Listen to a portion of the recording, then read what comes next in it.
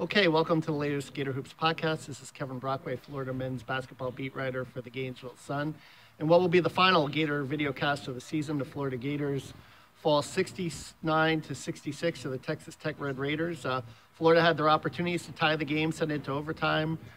They got an inbound steal, then off that steal, decided not to call timeout. Didn't want Texas Tech to get his defense set. Igor Kulichov had a three from the top of the key that he missed.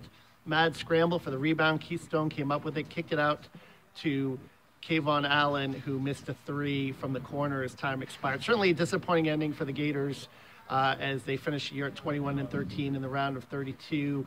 It was a season that obviously began with promise in the PK80, nearly winning the championship, but some flaws were exposed during the season defensively and in rebounding and physicality that Florida really worked hard to address during the course of the season, and really made an inspired run. Finished 11-7, finished third in the SEC, got the 6th seed, bowed out early in the SEC tournament, but beat St. Bonaventure in their first NCAA tournament game here on Thursday night before falling to Texas Tech on Saturday. Really had to contend with a raucous crowd here, a lot of Texas Tech fans.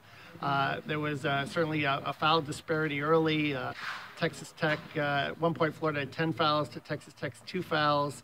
That played a factor. Chris Chiozza being in foul trouble played a really big factor. He picked up his 4th foul at the 13:32 mark. And ironically enough, it was Brandon Francis, the former Gator, that drew that foul when Chiozza was going for a loose ball. And Mike White said he couldn't really fault the effort tonight. Obviously, it was just a situation of not being able to make shots down the stretch. And Keenan Evans showed why he's an All-American for Texas Tech. He did.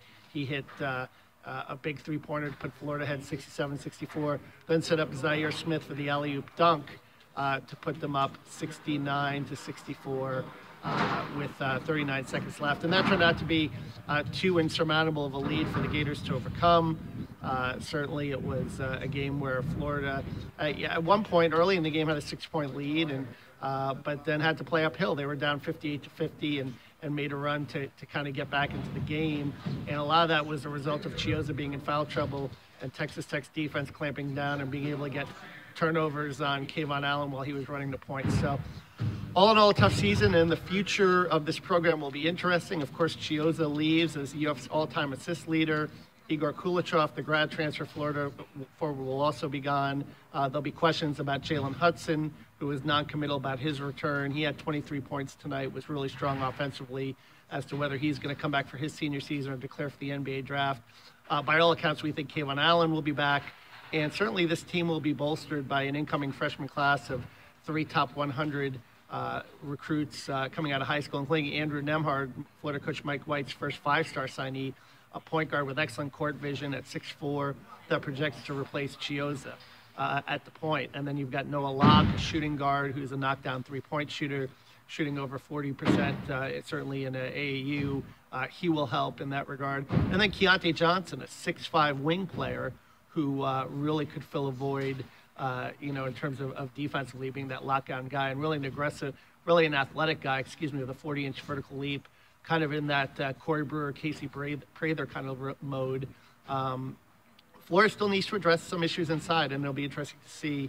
Mike White told me afterwards if John Igbunu will choose to apply for and get a 6-year of eligibility. If he does, that would certainly solve some things because the Gators had some issues throughout the year, of course, with interior defense and rebounding and post-scoring. Isaiah Stokes, who redshirted this year, could help in that regard if he comes back fully healthy. And then Chase Johnson is another guy who redshirted this year because of his concussion issues that can help inside as well.